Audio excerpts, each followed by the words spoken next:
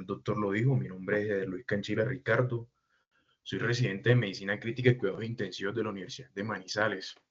Esta noche pues vengo a compartir con ustedes un tema al cual corresponde el abordaje del paciente con intoxicación indiferenciada. Sí, sabemos que cuando nos encontramos en el servicio de urgencias nos enfrentamos, digamos que de manera muy, muy reciente o de manera, digamos, que es muy constante frente a estos pacientes que son intoxicados y que no sabemos de qué causa es. Y es muy importante tener en cuenta sobre el abordaje el cual vamos a ejercer frente a estas situaciones, pues cuando estemos en el servicio servicio de urgencias. Esta es la agenda pues, que tengo preparada para el día de hoy en cuanto al desarrollo del tema. Vamos a empezar pues con una breve introducción, continuaremos con la epidemiología tanto mundial como local, un enfoque inicial, un enfoque clínico inicial del paciente con una intoxicación indiferenciada, ver las diferentes pruebas diagnósticas que tenemos a la mano para poder hacer un abordaje adecuado y pues para terminar el tratamiento y culminar pues con unas conclusiones que los cuales son los mensajes que nos llevaremos a casa. En cuanto a la parte introductoria, decir de que el paciente con sospecha de intoxicación de causa desconocida, pues sabemos que requiere que el clínico determine pues simultáneamente la causa de la enfermedad y su tratamiento, ¿sí? Muy importante tener en cuenta que todos estos tipos de pacientes que tienen una intoxicación por un agente desconocido, pues esto sigue siendo pues un reto muy desafiante pues para el departamento de servicio de urgencia, ya que debido a la naturaleza desconocida y obviamente pues al potencial y al compromiso de que estos pacientes pues puedan tener pues amenazando pues la vida de estos mismos. Por eso es muy importante brindarles un enfoque sistemático, sincronizado en cuanto a la evaluación y el manejo, porque posteriores, si hacemos un buen manejo, un buen abordaje de estos tipos de pacientes, pues podríamos tener unos buenos resultados cuando hagamos pues, un abordaje de manera adecuada. Muy importante mencionar que según el Sistema Nacional de Datos sobre Intoxicaciones de la Asociación Americana del Centro de Control de Intoxicaciones, para eso del año 2019 se reportaron 2.1 millones de exposiciones a humanos en centros de control, ¿sí? Y que el 57.7% de estos pacientes que se fueron intoxicados, pues eran pacientes menores de 20 años. Entre un 20 y 39 años, un 17.1%, y un 2% de todos estos pacientes que presentaron intoxicaciones, pues se murieron en este caso. Importante mencionar de que la probabilidad de muerte o el desenlace grave de todos estos tipos de pacientes que presentan intoxicaciones fue de un 8.3%. ¿Sí? Mencionar de que aunque la mayoría de las exposiciones reportadas cada año son manejadas en el hogar, aproximadamente el 30% son referidas o iniciadas a un centro de salud. Por lo tanto, es importante tener en cuenta y qué hacer cuando nos encontramos frente a diferentes tipos de pacientes o frente a una intoxicación que no conozcamos la causa. Pero ¿cuáles son esas sustancias más comunes, digamos que a nivel mundial? Pues es importante mencionar de que existen diferentes agentes o diferentes sustancias o diferentes exposiciones en las cuales pues van a brindarles o nos van a brindar pues a que el paciente se nos pueda complicar. Y aquí encontramos las exposiciones fatales y sustancias individuales. Encontramos analgésicos, sedantes, hipnóticos, antipsicóticos o el acetaminofén solo, como puede pasar también. Es muy importante mencionar de que la mayoría de los casos involucrados con una sola sustancia equivale hasta un 88%, pero ojo, las fatalidades fueron más comunes en esas exposiciones a múltiples sustancias que a una sola sustancia, lo cual correspondía a un 46%. Aquí en esta tabla nos damos cuenta cómo existen diferentes exposiciones y diferentes drogas o sustancias químicas en las cuales pues, pueden estar involucradas en estos tipos de pacientes que son o que sufren una intoxicación por X o Y motivo. Entonces es muy importante conocerlos a la hora, porque veremos mucho más adelante que estos van a estar relacionados pues, con la clínica que puede desarrollar nuestro paciente a la hora de ingerirlos.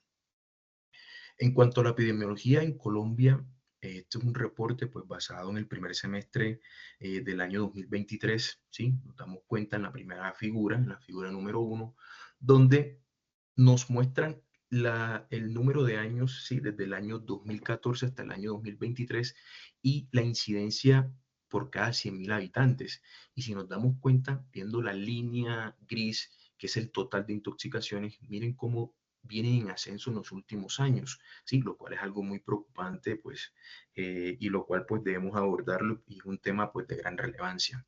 Importante mencionar también que en la tabla número 1, perdón, vemos la incidencia por cada 100.000 habitantes y el número de intoxicaciones agudas por sustancias químicas, donde nos damos cuenta los medicamentos, tanto intoxicaciones por intento de suicidas o por intoxicaciones por exposición a otros tipos de agentes, cumple o digamos que ocupa ese primer lugar en cuanto a los tipos de intoxicaciones en este caso, siendo los medicamentos los agentes pues mucho más frecuentes en este tipo de pacientes, seguido pues de las sustancias psicoactivas o otro tipo de sustancias como los plaguicidas como los vemos acá. En la figura número 3 vemos cómo teniendo en cuenta el departamento en este caso pues, acá en Colombia, cómo se ve la incidencia por cada 100.000 habitantes de intoxicaciones, ocupando el primer lugar en este caso Putumayo y pues en último lugar el Bichada, la Bichada, donde pues, se nos damos cuenta, miren cómo aumentan este tipo de casos, tipos de incidencias en los últimos años, como lo hemos visto en las diferentes figuras. En la figura número 4 nos damos cuenta todo ese componente, pues obviamente del género, tanto femenino como masculino, y dependiendo pues la edad de la vida, esta se presenta más, siendo mucho más frecuente en la edad adolescente y en la juventud, donde vamos a encontrar este tipo de intoxicaciones, sea por intentos de suicida o por exposiciones, como lo hemos visto pues sabiendo que hoy en día a veces las enfermedades psiquiátricas también pueden ser un factor de riesgo para que se lleven a cabo este tipo de situaciones. Acá en el comportamiento en cuanto a la mortalidad por cada 100.000 habitantes y la letalidad por intoxicaciones agudas, miren cómo al pasar los años, tanto del año 2018 a 2023, estos casos vienen en aumentos, ¿sí? Tanto la letalidad como la mortalidad en estos tipos de pacientes, por lo tanto es muy importante conocer y abordar este tipo de situaciones.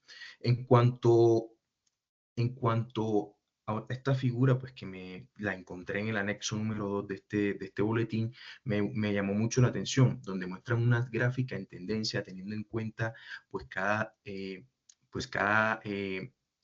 ciudad, en este caso, y cómo se han comportado estas en los últimos años, desde el año 2021 al año 2023, siendo el Putumayo la ciudad por la cual se han reportado muchos más casos en los últimos años y han venido en ascenso en este caso.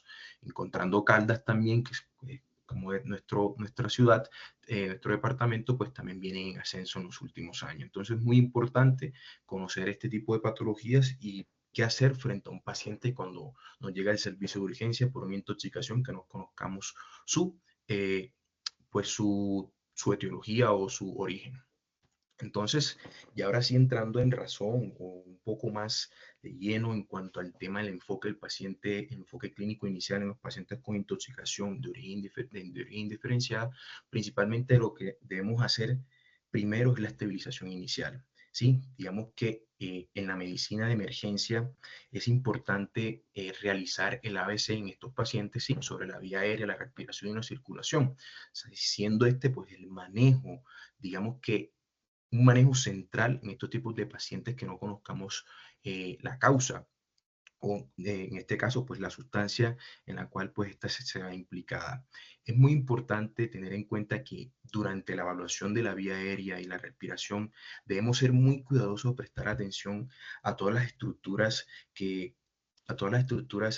subyacentes, como las membranas, las mucosas, si el paciente presenta o no presenta secreciones, en cuanto a los sonidos pulmonares, la extensibilidad pues, de la vía aérea, pues esto nos podría brindar un poco más de sospecha en cuanto a estos pacientes. Sí, obviamente si el paciente en X o Y motivo tenga indicación de soporte de la vía aérea, en este caso pues está indicada en secuencia de intubación rápida, sí, que puede ser una muy buena opción en este caso, pero también se pueden considerar otras técnicas, como la intubación de secuencia diferida, sí, la intubación en vigilia, cuando hay por ejemplo una lesión acústica, oxigenación acnéica, pero también podemos utilizar métodos de ventilación no invasiva que también pueden ser útiles en ciertos escenarios, como por ejemplo en estos pacientes que presenten broncoespasmos por un X o Y irritante pulmonar que pueda causarle a estos pacientes una neumonitis por broncoaspiración en estos tipos de pacientes.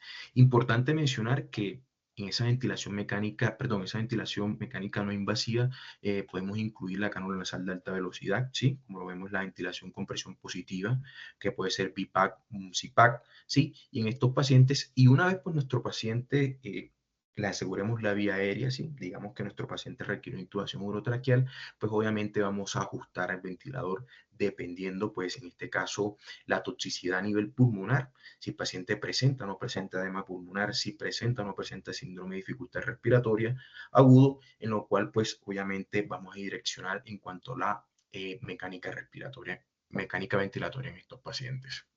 En cuanto a la evaluación de la circulación, normalmente cuando estos pacientes se presentan con hipertensión, la literatura nos expresa que el mejor manejo de estos pacientes por intoxicaciones que no conozcamos la causa es la utilización de benzodiazepina, ¿sí? Que son la terapia digamos que de primera línea para la utilización de esta.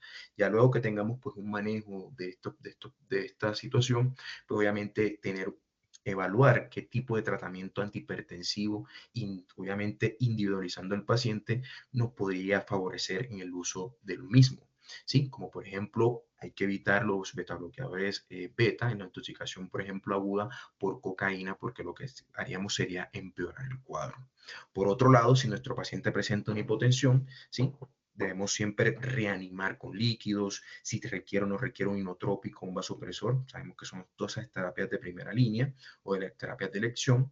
Tenemos como agente vasopresor la norepinefrina en estos pacientes que presentan un tóxico. Bueno, entonces, como les comentaba, el abordaje del ABC en estos pacientes es muy importante, el cual se puede extender hasta el de ILL, ¿sí? Evaluando la discapacidad y la exposición en estos pacientes es muy importante. En cuanto a la evaluación de la discapacidad, implica pues, un examen neurológico inicial para determinar el nivel en estos pacientes, por ejemplo, que tengan un nivel de depresión o excitabilidad del sistema nervioso central, o como por ejemplo presente un delirio agitado, ¿sí? El cual pues, puede inferir con el tratamiento médico del paciente. En estos pacientes que presenten, por ejemplo, agitación, ¿sí? Que comprometan la seguridad tanto del paciente o como del personal el cual lo está evaluando en ese momento, pues uno podría utilizar dosis escalonadas de benzodiazepina, ya pues que estas tienen pues, muy buena cinética, son predecibles y pues obviamente pueden tener pues menos probables de que interactúen negativamente con los agentes o las exposiciones tóxicas a las cuales esté el paciente. O podemos utilizar los antipsicóticos, pues también que comúnmente lo podemos utilizar en los servicios de urgencias que pueden ser muy seguros y pueden disminuir en este caso esa agitación pues, que presenta nuestro paciente. En cuanto a la exposición, pues obviamente nos va a permitir a nosotros como clínico evaluar completamente la piel del paciente, mirar o darnos un indicio en cuanto a ciertas etiologías, como por ejemplo las manifestaciones cutáneas, como lo vamos a ver un poco mucho más adelante. Entonces, hacer una historia clínica muy completa en estos tipos de pacientes es crucial y es de vital importancia. Sabemos que cuando estamos frente a un paciente con una intoxicación indiferenciada o como una posible emergencia toxicológica, sabemos que nuestro paciente no se va a encontrar en esas condiciones para poder participar en esa recolección de datos o de antecedentes en las cuales nosotros pues queremos recolectar en ese momento.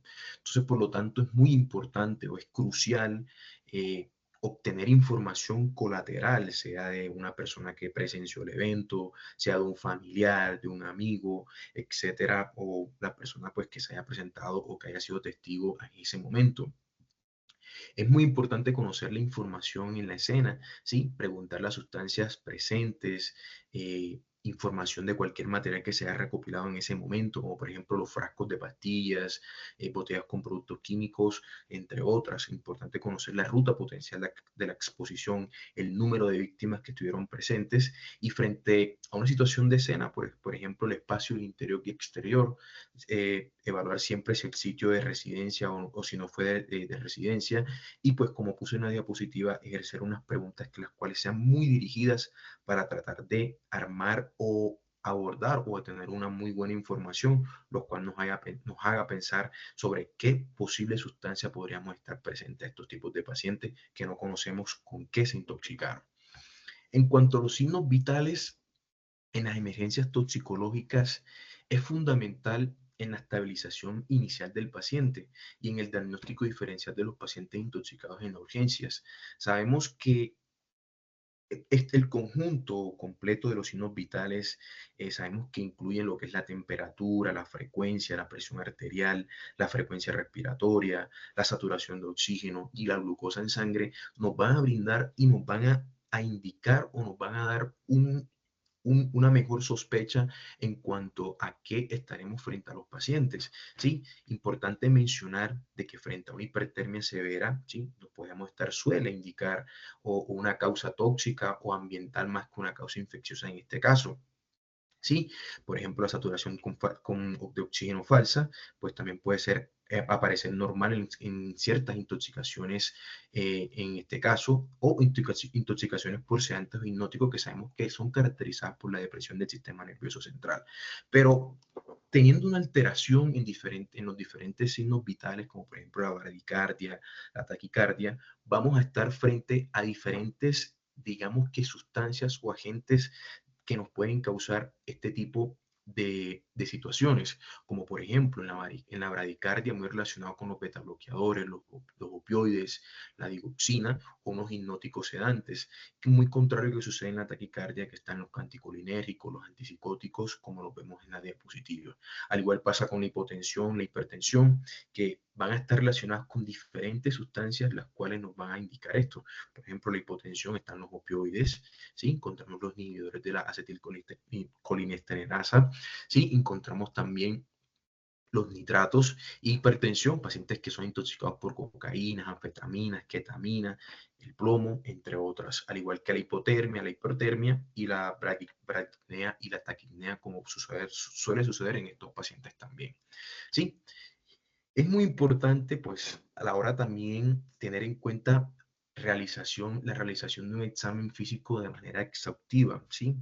Ya que este nos permite integrar, digamos que de manera, sí, nos permite integrar de manera mucho más eficaz sobre frente a qué agente podríamos estar en intoxicación del paciente en el cual estamos abordando, ¿sí?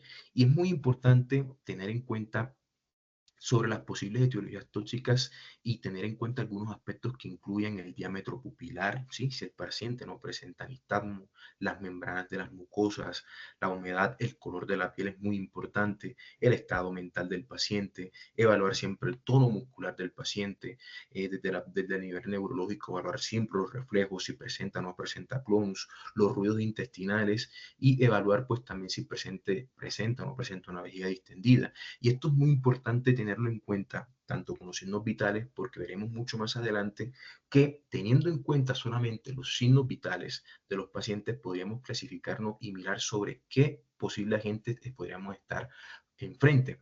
¿Sí? En esta tabla número 5, que pues disculpen que es un poco extendida, pero es un tema en el cual pues muy específico y es muy amplio, nos muestra diferentes alteraciones teniendo en cuenta los diferentes sistemas orgánicos y las posibles etiologías toxicológicas teniendo en cuenta pues las diferentes manifestaciones clínicas de los pacientes, como por ejemplo, miren como a nivel oftalmológico, por los pacientes, por ejemplo, que presenten midriasis, ¿sí? Aquí encontramos, pues, esas intoxicaciones por estimulantes, por anticolinérgicos, ¿sí? Lo contrario que sucede a los pacientes que presenten miosis, que pues, podemos estar frente a intoxicaciones por opioides, ¿sí? Por colinérgicos o por agonistas alfa, como lo vemos. Y así se pueden encontrar pues diferentes alteraciones, como por ejemplo también encontramos las alteraciones a nivel del sistema nervioso central, ¿sí? Depresión del sistema nervioso central, que ya conocemos los opioides, los sedantes hipnóticos, los antagonistas betas, las abstinencias de cocaína que también pueden estar, como también pueden haber alteraciones que permitan de que los pacientes presenten una excitabilidad generalizada, que aquí sabemos que son más los estimulantes, los anticolinérgicos, entre otros. Pacientes que presenten psicosis, mucho más que todo, pero esos pacientes que se intoxiquen por glucocorticoides también puede estar presente en estos pacientes, al igual que manifestaciones cardiovasculares en estos pacientes también pues pueden estar alterados en este caso. Importante mencionar, por ejemplo, pacientes que presenten edema pulmonar, intoxicaciones por cocaína o derrames pericárdicos, que aquí pueden englobar a los pacientes con anticoagulantes, ¿sí?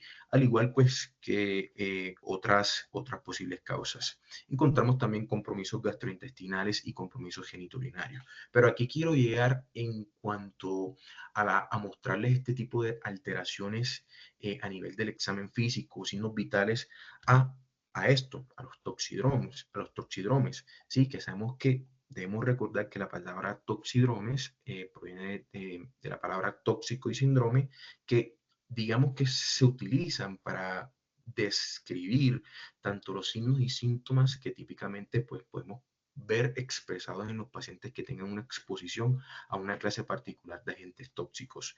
Y esto nos va a permitir a nosotros como médicos tomar decisiones en los cuales podríamos estar frente a una intoxicación en los pacientes.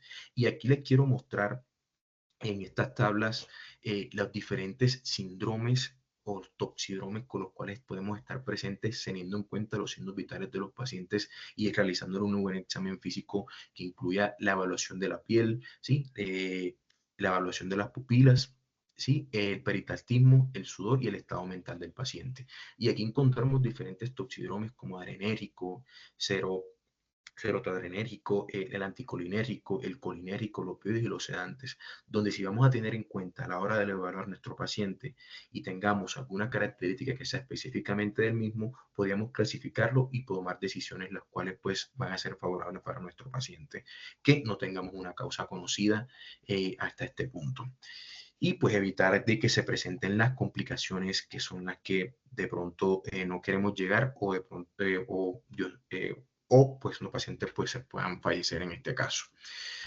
En cuanto a las pruebas diagnósticas, es muy importante la evaluación de laboratorio, pues después de que tengamos una evaluación, una estabilización inicial de nuestro paciente.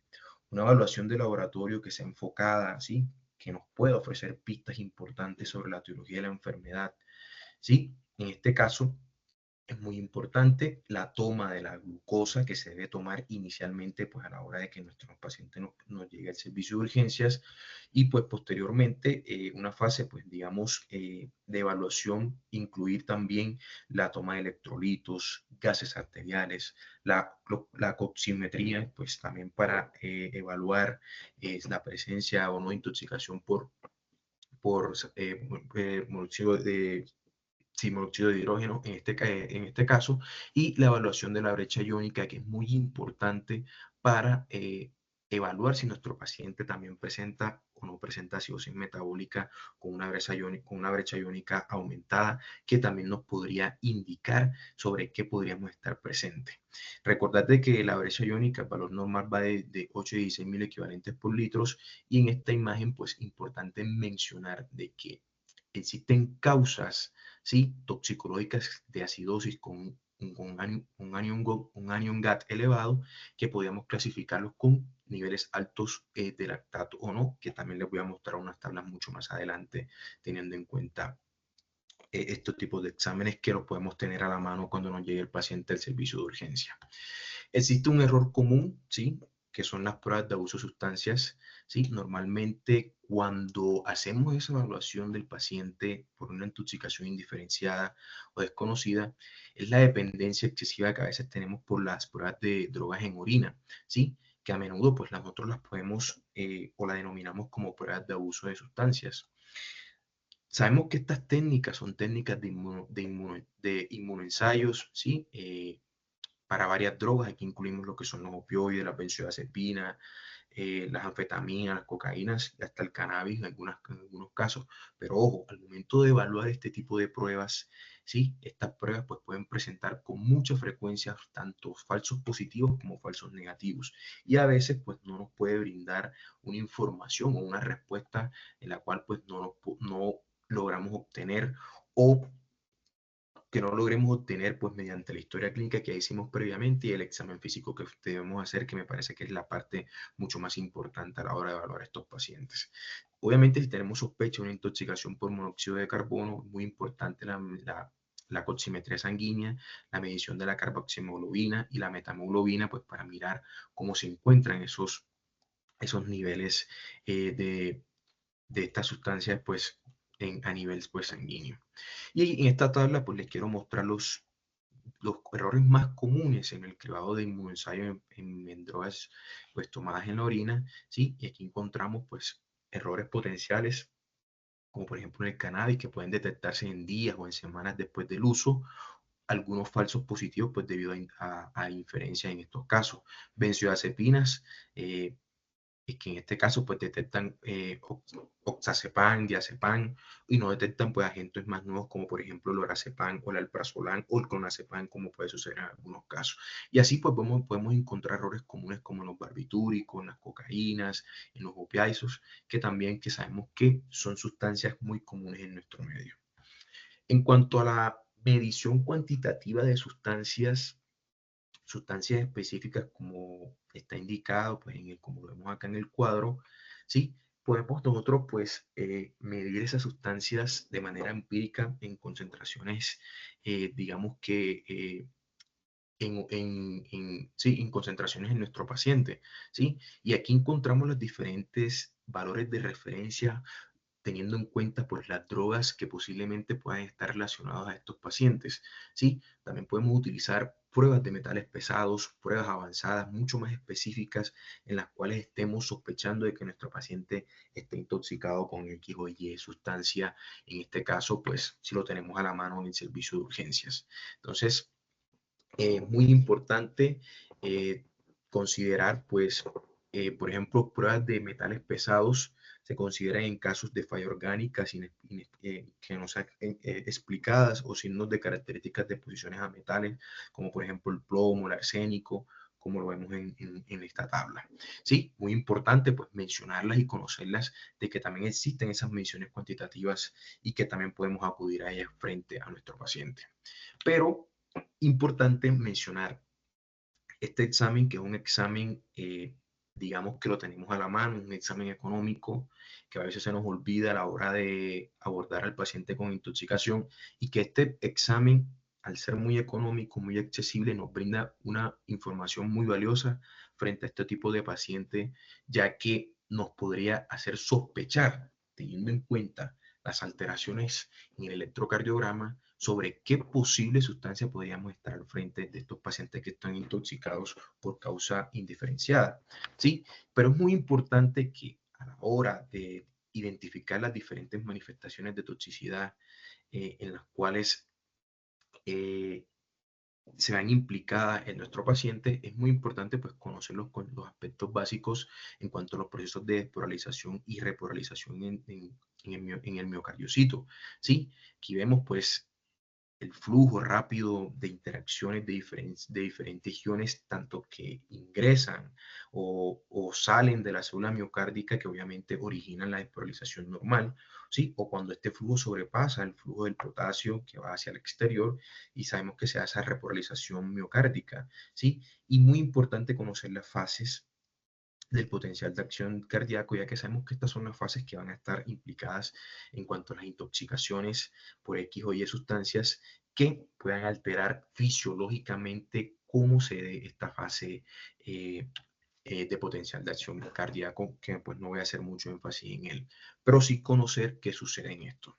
Y acá pues vemos las diferentes alteraciones electrocardiográficas en los tóxicos, ¿sí? Vemos los diferentes tipos de alteraciones como aumento en la duración de la onda P, que están muy relacionados con los bloqueadores de canales de sodio y potasio, ¿sí? O segmento PR que esté prolongado. Aquí muy importante los beta bloqueadores, los los bloqueadores de canales de calcio, los inhibidores de la colinesterasa, ¿sí? O el segmento PR acortado, que pues muy relacionado con los digital, ¿sí? Al igual que vemos, por ejemplo, el punto J o el segmento ST, que puede estar, pues se puede elevar en el consumo de vasoconstrictores, como por ejemplo la coca, en algunos otros casos, como podemos encontrar otros patrones electrocardiográficos, como vemos en la imagen.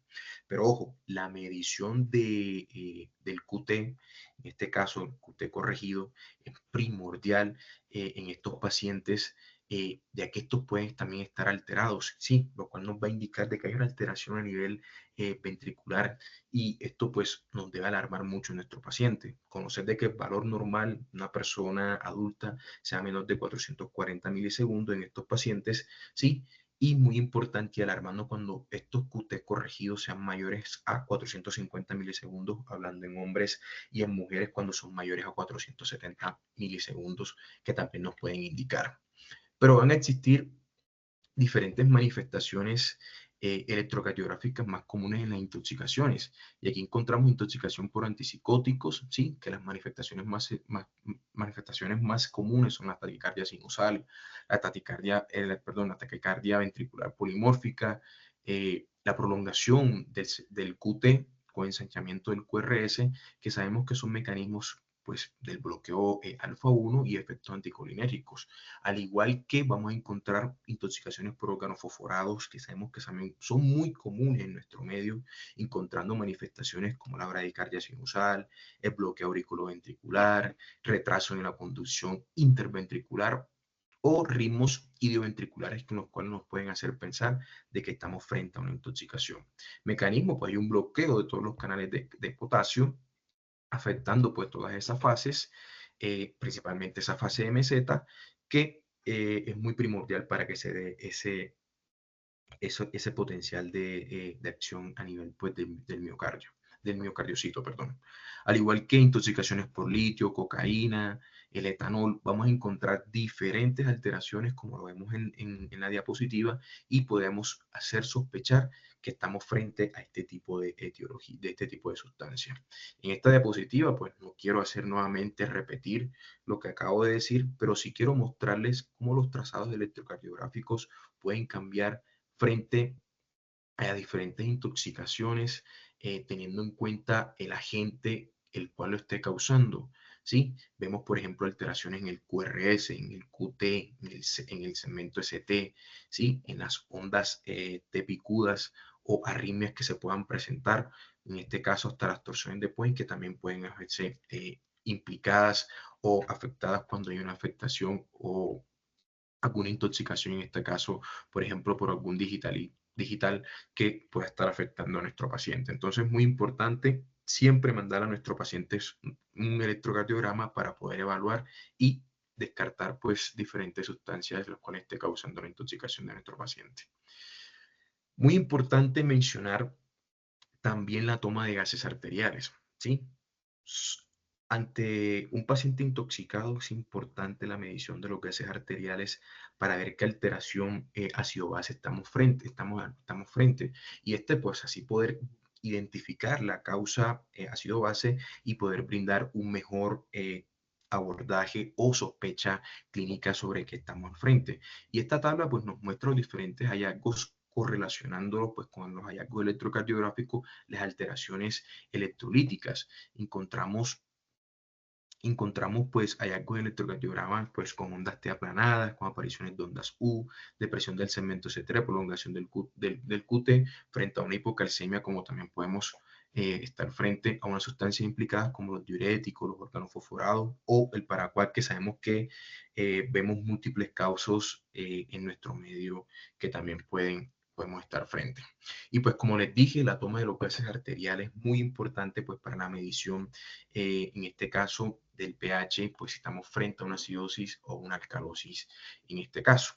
Sí, importante mencionar de que estos tipos de pacientes por lo general se presentan pues con acidosis y pueden estar acompañados con disminución del bicarbonato y una base de exceso pues también que sea negativa. ¿sí? Podemos encontrar muy frecuentemente en estos pacientes intoxicados. Por eso es importante la toma de los gases arteriales para hacer un reconocimiento y una corrección de manera rápida antes de que pues, estemos frente a posibles resultados pues, negativos o alteraciones del sensorio o se puedan presentar arritmias u otras alteraciones. Pero ¿cómo se producen fundamentalmente esta acidosis metabólica en estos pacientes? Y son por estos diferentes mecanismos.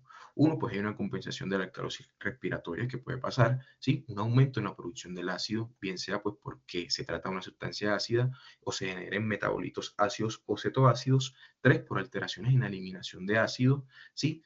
Cuatro, por interferencia en la producción de ATP y cinco, pues por la pérdida de carbonato que sufren estos pacientes por lo general cuando sufren estas intoxicaciones. Como les dije, la brecha iónica, la medición del anion GAT, que sabemos que es esa, esa, esa suma, esa suma y esa resta de esos aniones y esos cationes, las cuales pues nos pueden indicar frente a un mejor abordaje a los pacientes con cetoacidosis, con acidosis metabólica que pueden estar considerando pues con anion GAT positivo o un anion GAT elevado.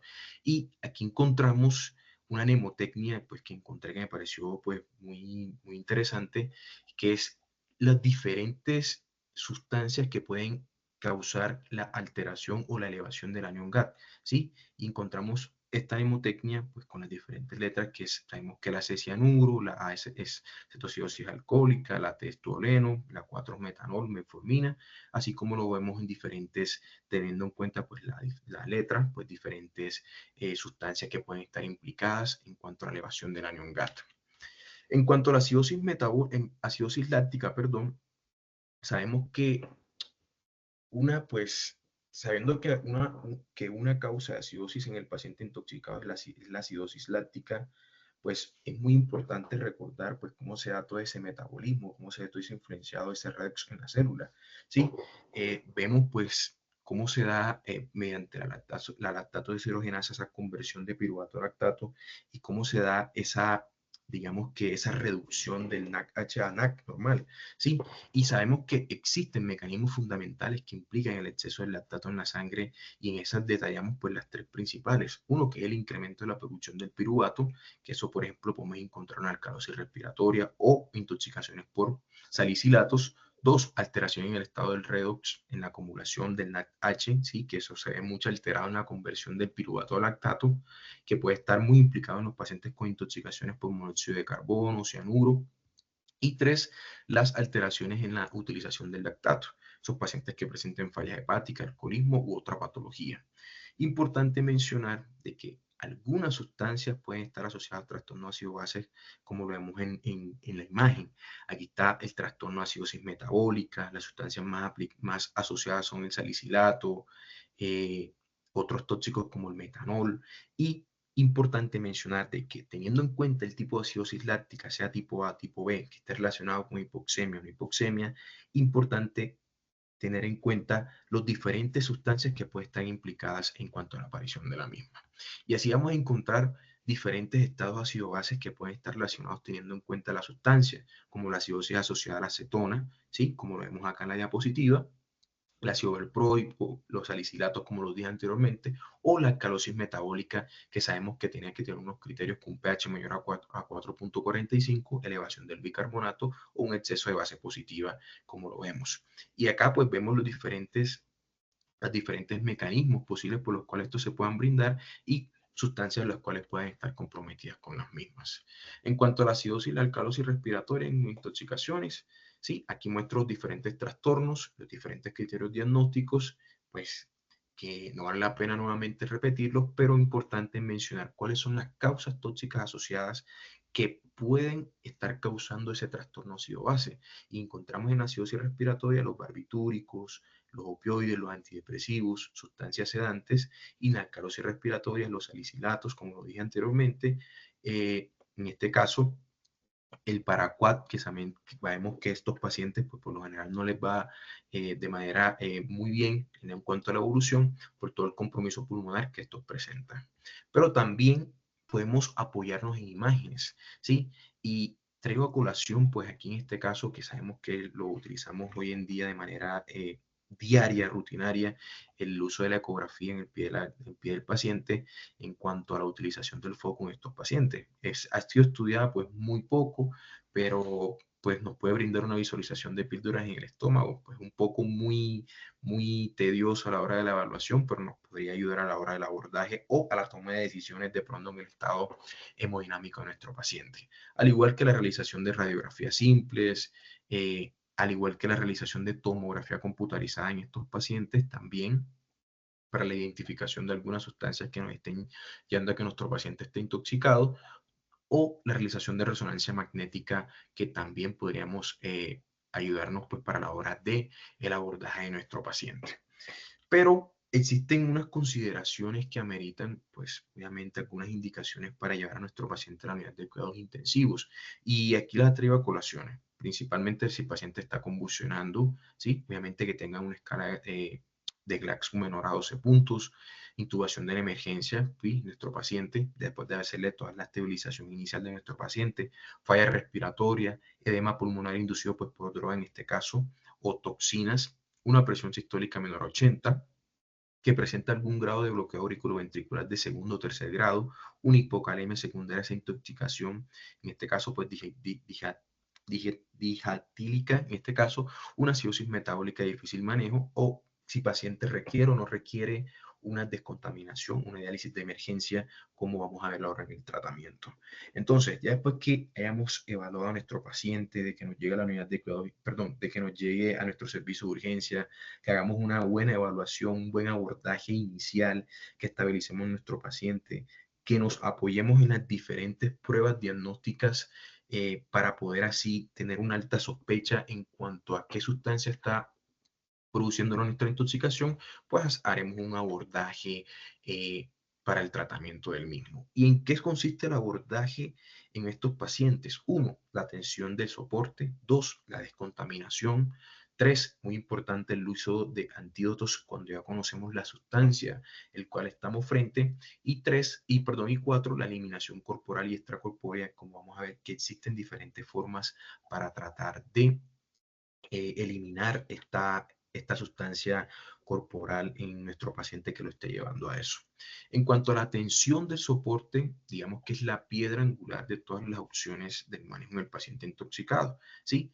¿Esto que incluye? Pues abordar, corregir cualquier anomalía clínica que sea posible en este caso, si nuestro paciente requiere o no requiere oxígeno, si nuestro paciente requiere líquidos endovenosos para la hipovolemia, si el paciente requiere o no requiere vasopresores pues, por la hipotensión, si paciente requiere de extrosa intravenosa, si estamos frente a una hipoglicemia.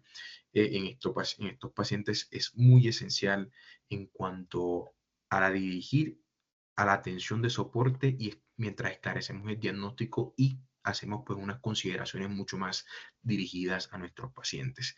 ¿Sí? Entonces, esto es muy importante, la evaluación neurológica en cuanto a la documentación del estado neurológico de nuestro paciente. Para eso existen muchas escalas, ¿sí? Como la escala de agitación y sedación de Rich, que es la RAX, la RAS, encontramos la escala de tensión de delirium o la escala de tensión de Ramsay, que sabemos que nos podemos apoyar en cuanto a la evaluación del mismo de nuestro paciente.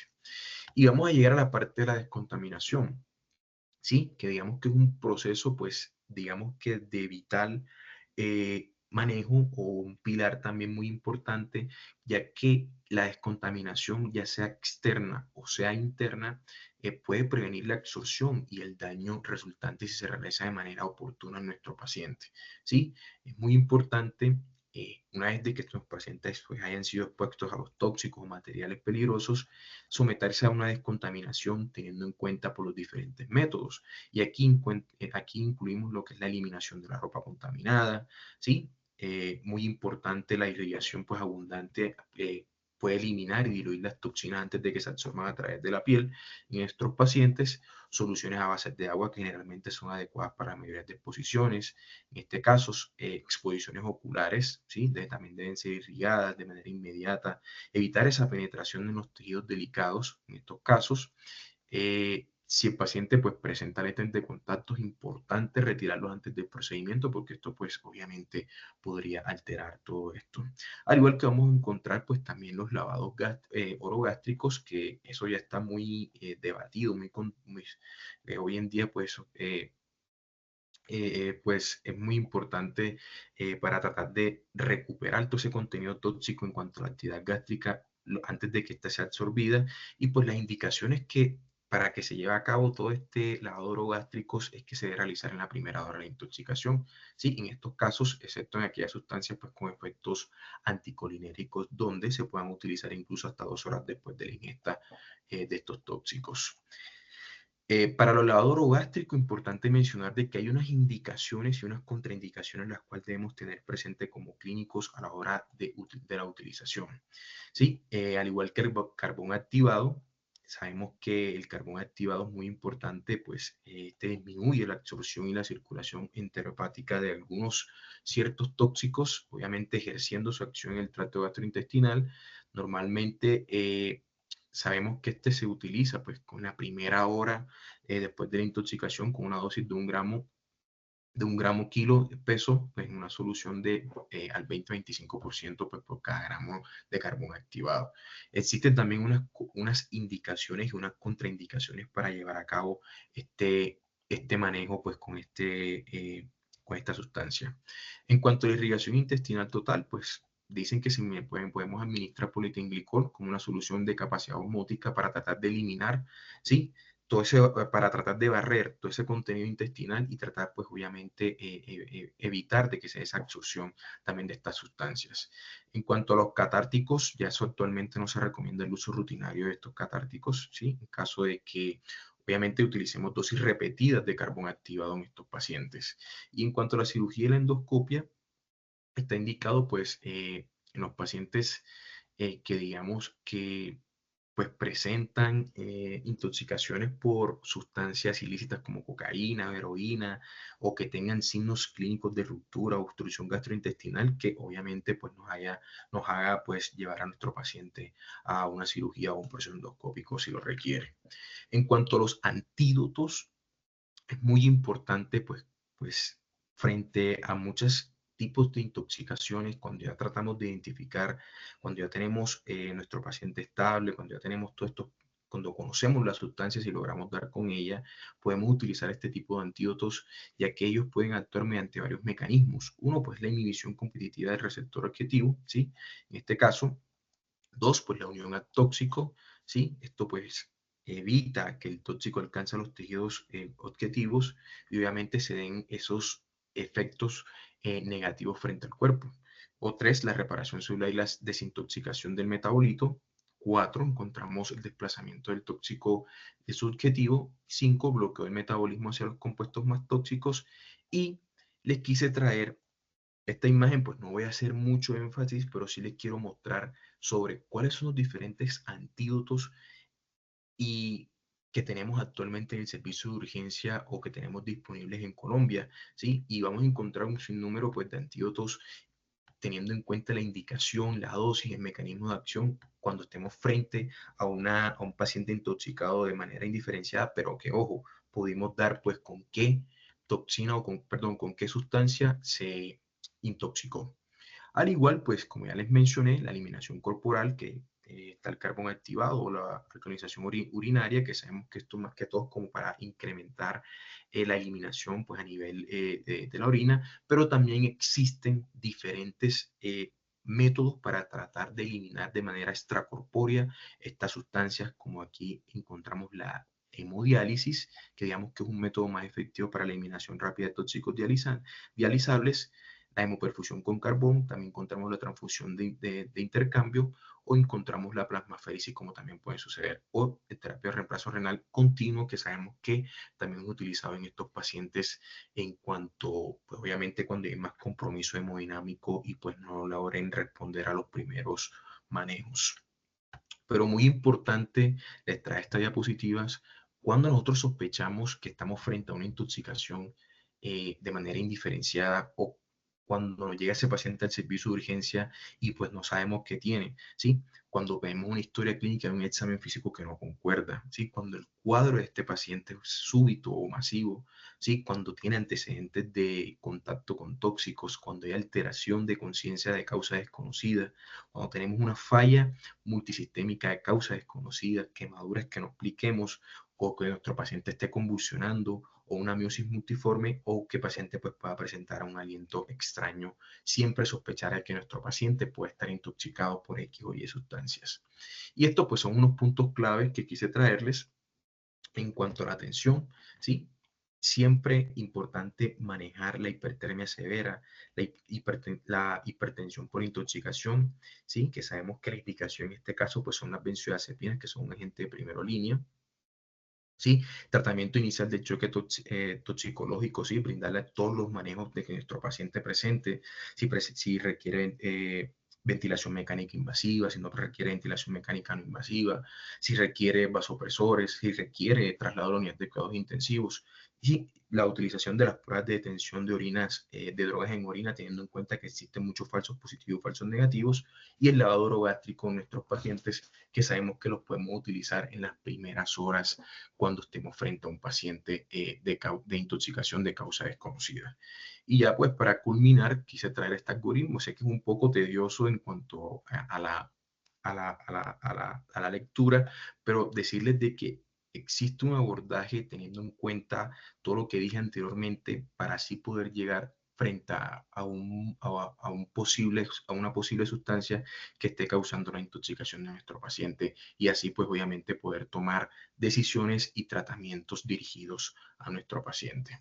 Estas son las conclusiones que traigo de nuestra charla, el enfoque sistémico basado en nuestro paciente con intoxicación diferenciada, siempre hacer un enfoque sistémico basado en el ABCD, ¿sí? Cuando nos llega el servicio de urgencia, la importancia del soporte vital de alta calidad, ¿sí? El uso cauteloso de las pruebas diagnósticas que incluyen desde la química, desde la realización de un electrocardiograma, gases arteriales, de utilización de imágenes si estamos pues, disponibles, ¿sí? Y muy importante pues mencionarles el papel esencial de la consulta toxicológica especializada, ¿sí? Sabemos que existe un control a nivel nacional en cuanto a la línea toxicológica, que sabemos que es 24 horas y que podemos solicitar apoyo a un toxicólogo, ¿sí? Que es una persona mucho más experta y que de pronto nos pueda indicar sobre qué podríamos estar frente. Y pues la aplicación de diferentes métodos avanzados de eliminación, ¿sí? Para que nuestro paciente pues, pueda tener unos mejores resultados. Y pues mencionarles de que existe una guía de manejo de emergencias toxicológicas muy completa a nivel pues, de nuestro país. Este es el número gratuito para la notificación de estas intoxicaciones y esta pues la ficha toxicológica que se llena. Esto es todo lo que traje por el día de hoy. Muchas gracias. Quedo atento a cualquier comentario. Buenas noches, Eder. Varias cositas como para decirte. Lo primero es que ustedes en un servicio de urgencias o en una UCI necesitan estar atentos a la bioseguridad. Si tú haces el manejo del paciente como lo presentaste ahí, que fue muy completo, pero se te olvida eso, estás muerto a la mitad del tubo. Entonces, especialmente ante una intoxicación de causa desconocida, lo primero que ustedes tienen que hacer es usar los sentidos, mirar si están en riesgo de contaminarse con algo y protegerse. Y eso nos enseñó el COVID, afortunadamente un poquito. Entonces, primero que cualquier ABCD o cualquier antídoto, ustedes tienen que pensar, oler, sospechar si es posible que ese paciente los vaya a intoxicar a ustedes y al equipo médico del que ustedes son líderes. Es muy difícil saberse todas las sustancias y las manifestaciones clínicas de todas las sustancias. Tú mismo lo pusiste ahí, son unos cuadros interminables y a uno se le vuelve una cosa que es imposible, considerando que ustedes además tienen que estar pensando en todas las otras causas de la medicina que le puede llevar un paciente de urgencias. Hay unas pistas que les pueden ayudar, es por ejemplo una depresión agitada, el paciente que está absolutamente dormido, pero que ustedes lo movilizan y se levanta a darles un puño, ese paciente está intoxicado por antipsicóticos hasta que se demuestre lo contrario. Y eso la experiencia se los tiene que ir diciendo. Paciente con abundantes dialorrea y una depresión agitada está intoxicado con clozapina. Pero más allá de eso, que son pistas que van adquiriendo como con la experiencia, tienen que aprender a tratar estos pacientes por grupos y a veces ni siquiera por toxidromes, porque tener un toxidrome purito, divino, como lo vemos en los libros, es una cosa absolutamente rara. Entonces, a ustedes en ese momento no les interesa si el paciente se tomó una quetiapina, una risperidona o está intoxicado con cocaína. Un paciente con un bloqueo de canales de sodio se maneja, porque si no, tiene una arritmia y se muere. Luego averiguan, preguntan, luego van a tener tiempo de un montón de cosas, o a veces ni siquiera vamos a saber. Entonces, manejen por grupos esos hallazgos y aprendan a identificar de una manera muy natural qué es lo que están obteniendo con las evaluaciones que ustedes están haciendo y no a irse a aprenderse las manifestaciones clínicas de cada uno de los tóxicos o sustancias que se pueden encontrar, porque van a ser infinitos. Acuérdense que todos los que rotan conmigo ya lo han aprendido. Hay que tener malicia indígena. Y si ustedes no adquieren eso en urgencias, va a ser muy difícil que se cojan a la mayoría de los intoxicados. Piensen mal y acertarán. Las intoxicaciones delictivas ocurren. Las esposas matan a los esposos, las mamás matan a los niños. Hay Munchausen, los niños intentan suicidar desde muy chiquitos, los niños consumen drogas. Hay toda clase de situaciones que si ustedes no sospechan, se van a quedar sin una causa. Entonces, siempre piensen mal y siempre piensen en ustedes protegerse. También tienen que pensar en el paciente que está en otro contexto completamente distinto y que además está intoxicado. Por ejemplo, el paciente que llega con quemadura de la vía aérea y ustedes están desesperados por asegurar esa vía aérea y por saber qué pasó en el incendio, pero es que además tiene una intoxicación con cianuro. O el paciente que tiene una herida por un proyectil de arma de fuego, pero está mucho más chocado de lo que ustedes creen o consideran que debería estar y el paciente realmente está intoxicado porque a la bala la bañaron en cianuro, ¿cierto? Entonces hay pacientes que llegan intoxicados en otro contexto. Entonces no se pueden salir o olvidarse o irse, es que estoy hablando de una cosa traumática y aquí intoxicación no va a haber porque es muy difícil. Del coma cóctel solamente la naloxona. Ahora usar atropina, usar glucagón, todo eso está muy poco recomendado. Y ojo muchachos, ustedes tienen que ser los más clínicos de todos. Y hay dos cosas fundamentales en el intoxicado y una que tal vez pudiste haber mencionado un poco más, el olor. Aprendan a que huelen las cosas. ¿Alguna vez uno de ustedes ha ido a destapar el J-Novo que venden en el Euro o en cualquier supermercado a ver a qué huele, para cuando llegue la quinceañera que peleó con el novio saber a qué huele? Huelan los pacientes. Eso, una sola cosa como el olor les puede dar el diagnóstico preciso y les puede evitar que el resto del equipo se intoxique cuando, por ejemplo, no identifican un órgano fosforado y lo dejan guardado para que el que siga lo identifique. Ojo con la diferencia de los toxidromes. Una cosa está en el toxidrome ahí pintado en un cuadro que yo lo puedo abrir en 30 segundos en el celular, pero otra cosa es realmente entender eso, por qué está pasando y cuál es la diferencia entre el uno y el otro. Por ejemplo, si tú regresas, haces mañana un ejercicio de regresar a qué dice el cuadro que mostraste del toxidrome entre opioides y sedante, te está mostrando lo mismo, pero el paciente no es el mismo. Entonces, hagan ejercicios entre ustedes o conmigo o con el que sea para que diferencien eso y sepan realmente aplicar ese cuadro a lo que están viendo en el paciente. Ojo, tú mismo lo dijiste, pero la mayoría de las veces no se acuerdan. Los salicilatos no inician con la acidosis metabólica típica que aparece en el cuadro, inician con alcalosis. Entonces, no siempre el paciente va a tener el cuadro típico que yo voy a querer. Es que el paciente no está intoxicado por paraquat porque no tiene la lengua de paraquat. Ojo, que es que eso aparece a los 3 días. Mucho cuidado. Ustedes son urgentólogos en su mayoría y tú vas a ser intensivista. También vas a tener que actuar con mucha velocidad. No tenemos tiempo para esperar las pruebas de abuso ni las pruebas específicas. Lo único con lo que ustedes se van a defender y se tienen que defender siempre es con unos gases y un electrocardiograma. Ojo con los errores del paciente intoxicado. ¿De qué te sirve pedir unos gases o un electrocardiograma y saber que el paciente tiene el QT prolongado si luego te vas a pegar el laringoscopio para generar un reflejo vasovagal y luego una arritmia de puntas torcidas? Una cosa es que tú identifiques, pero lo trates para evitar complicaciones. Y te recomiendo que revises las indicaciones más actuales del lavado gástrico de carbón activado. Hay indicaciones un poquito más actuales. Hay un Goldfrank, que es pues como la Biblia de nosotros de este año, donde vas a ver algunos cambios, muchos cambios, y la verdad es que les toca a ustedes estudiar y resolver. No se tienen que saber todas las sustancias, ni los nombres, ni los antídotos específicos, pero sí les toca resolver por grupos y por síntomas, porque ustedes son los que van a estar ahí.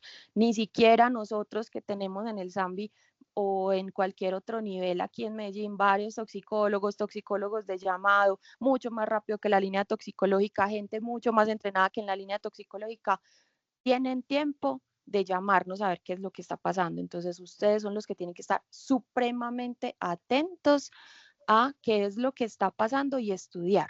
Y sobre todo estudiar esas cosas que no les da tiempo. Hay cosas que sí les da tiempo, pero por ejemplo un cianuro no les da tiempo. Siempre lo tienen que tener en la cabeza. Listo, entonces, más allá de complicarse con un montón de cuadros, es mira las cosas un poquito más prácticas, entiende lo que estás diciendo y cómo estás evaluando al paciente, realmente entiendan eso y van a ver que luego van a fluir súper fácil en el manejo del intoxicado. Muchas gracias.